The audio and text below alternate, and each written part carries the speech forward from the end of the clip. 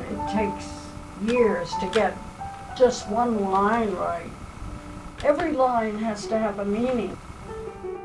You have to work every day or you're not going to make any progress. That's what she'd say. She's right. Each day is a new experience. Each day is a new advancement. Each day is a new concept.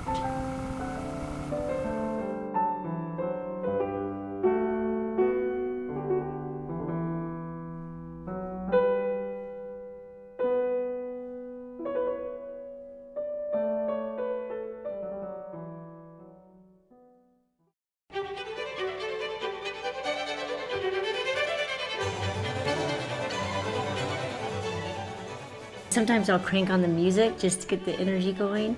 Sometimes it's just sitting and thinking and then impulsively getting up, like a Zen thing.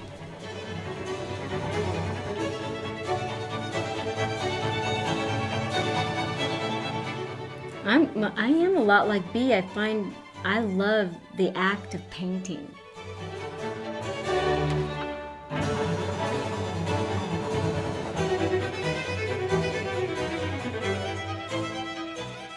I love how it's smooth when you're putting it on. I mean, that's really satisfying, just doing this. There's something energetic about it that, I don't know, just fills me up with joy. Mostly painting is being in the now, being in the moment. There's freedom. It's a free place, no judgment.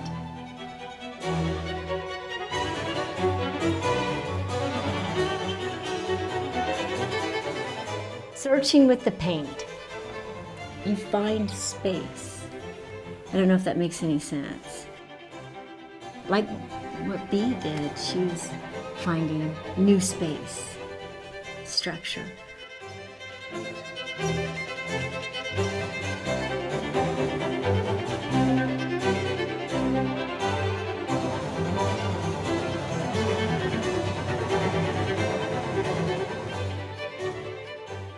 What is driving any artist? Why do they do the weird things they do and spend years? I mean, you either got it or you ain't got it. Face it, baby. It's either there or it's not there. Okay. It comes from the same spring. If you have that in you, you have to do it. That's all there is to it. She felt that they frightened people because they were so different, because they were not embracing, because they were challenging, because they weren't a story. She thought people wanted a story, and maybe most people do want a story.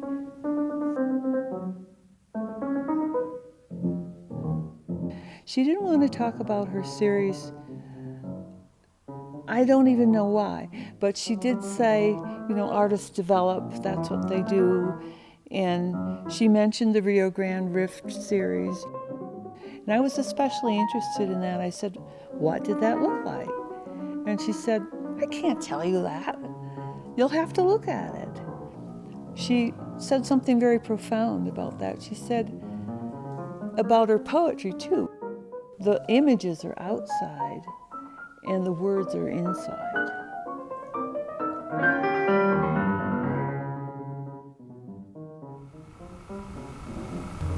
I'm absorbing an experience, and that takes at least 2 years to mold in my head.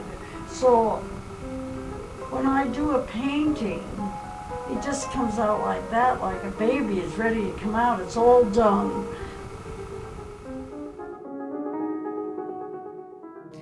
Well, the series just flowed one to another. For example, the Brazil series came out of a trip to Brazil, and the carnival, and the colors, and the pattern. She was animated by something like that. She would take it all in, and then she'd want to express something of that. And then the Brazil series flowed into the carnival series. The Brazil series had very concise shapes, and they were orderly in a certain way. And then the Carnival just kind of started to throw it all away and really break it up. Then it comes back together again in a series like the Garden series, where the shapes sort of coalesce again. I mean, from being kind of broken up, then it coalesces again. And I think the Garden series, it could have been just, oh, now it's summer, so I'm inspired by my garden.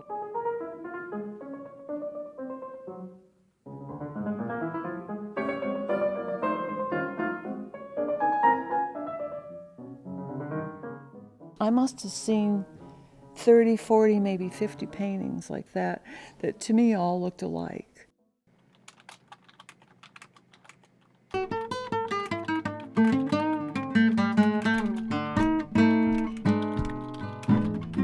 You've been a hard-hearted novel. Oh, I've been eternally fascinated by writing and by trying to solve the Chinese puzzle of putting a book together. You've been a hard-hearted novel. You treated me so darn unkind. By trying to figure out how to write paragraphs that have sentences that have 3 different structures instead of he said hello, she said hello back, then he said, let's go for a ride,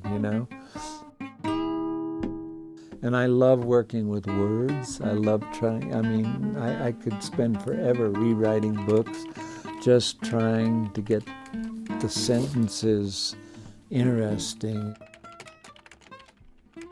And I imagine an artist does the same thing. You should see this. It's incredible. There was a series called Winter Birds, and it was just like there's almost nothing there. Oddly enough, the element that she incorporated into her painting that to me was very important, and I think it was to her too, was taken from the Olmec civilization, which preceded the Mayan, and white represented eternity, and that was what it represented for her. Those to me are the most dramatic and the most expressive.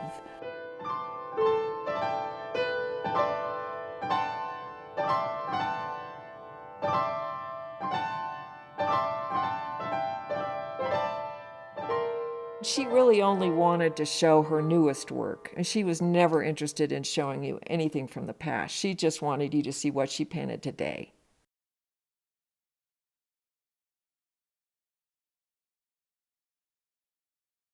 It was like a geological find. There were layers and layers and layers that went back all the way to the walls. I've never seen so many paintings in one room, all by one person. There were, maybe 4,000 paintings in the house.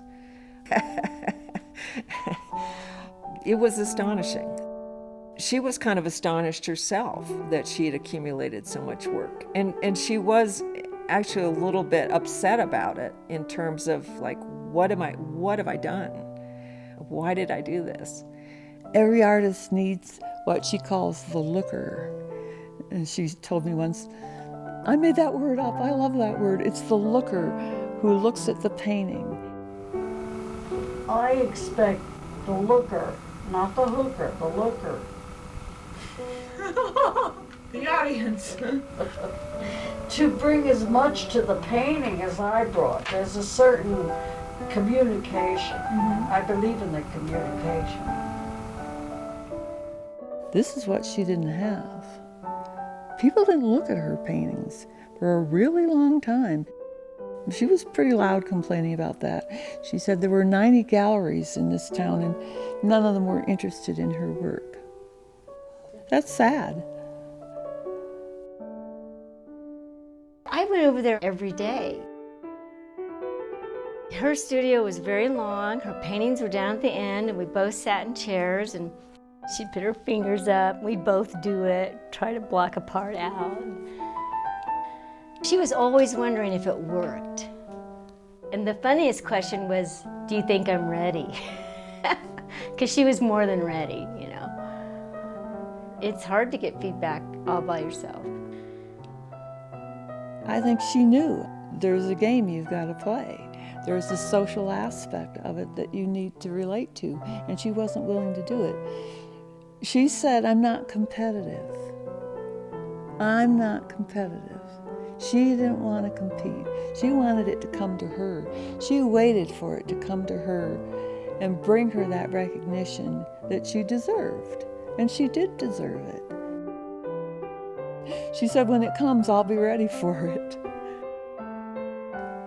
The recognition was important to her, but she wanted it to come to her.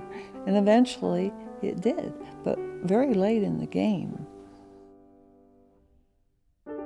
And I was really surprised one day when a friend of hers said to me, Bea Mandelman is riddled with cancer. And I went, what? She was very brave. This woman did not complain. She was a tough cookie. At the very, very end of her life, it happened. There was an article written in Forbes, I think it was in April of the year she died, in June, I think. The article comes out in Forbes, and it said everything she wanted it to say.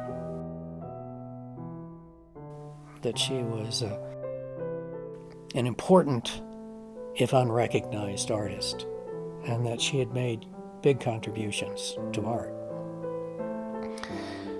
This was kind of her going away present. She deteriorated really quickly after that, and 7 weeks later was gone. But she held on long enough so that she could read that article. And I think that all of her friends were so happy for her that she got to see it.